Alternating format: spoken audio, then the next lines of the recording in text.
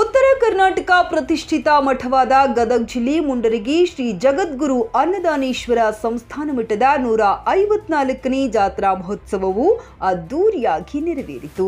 ಜಾತ್ರಾ ಪ್ರಯುಕ್ತ ಇಂದು ಉಚಿತ ಸಾಮೂಹಿಕ ವಿವಾಹಗಳು ಪ್ರತಿ ವರ್ಷದಂತೆ ಈ ವರ್ಷವೂ ಕೂಡ ನಡೆದಿದ್ದು, ಭರದ ನಾಡು ಕಲ್ಲು ಬಂಡೆಗಳ ನಡುವೆ ಅಕ್ಷರಗಳನ್ನು ಬಿತ್ತಿ ಬೆಳೆದು 34ಕ್ಕೂ ಹೆಚ್ಚು ಶಿಕ್ಷಣ ಸಂಸ್ಥೆಗಳನ್ನು ಸ್ಥಾಪಿಸಿ ಭೂದಾನ ಮಾಡಿ ಹಸಿದು ಬಂದವರಿಗೆ ಅನ್ನದಾನದ ಮೂಲಕ ಸಾಹಿತ್ಯ ಕ್ಷೇತ್ರದಲ್ಲೂ ಕೂಡ 106 ಗ್ರಂಥಗಳನ್ನು ರಚಿಸಿ ನಾಡೋಜ ಡಾಕ್ಟರೇಟ್ ಮುಂತಾದ ಪ್ರಶಸ್ತಿಗಳು ಶ್ರೀಮಠದ ಸಾಧನೆಗೆ ಸಾಕ್ಷಿಯಾಗಿದೆ.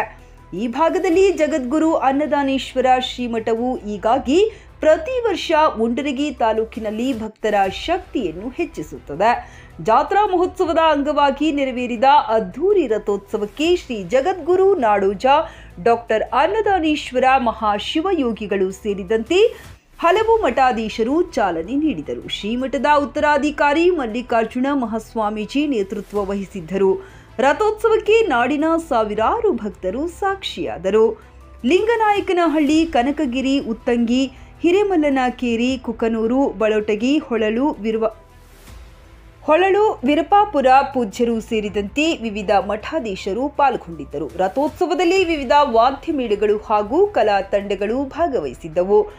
ಕರ್ತೃ ಶ್ರೀ ಅನ್ನದಾನೇಶ್ವರನನ್ನ ಹೊತ್ತು ಸಾಗಿದ ರಥೋತ್ಸವಕ್ಕೆ ಭಕ್ತರು ಉತ್ತತ್ತಿ ಬಾಳೆಹಣ್ಣು ಎಸೆದು ಕೃತಾರ್ಥರಾದರು.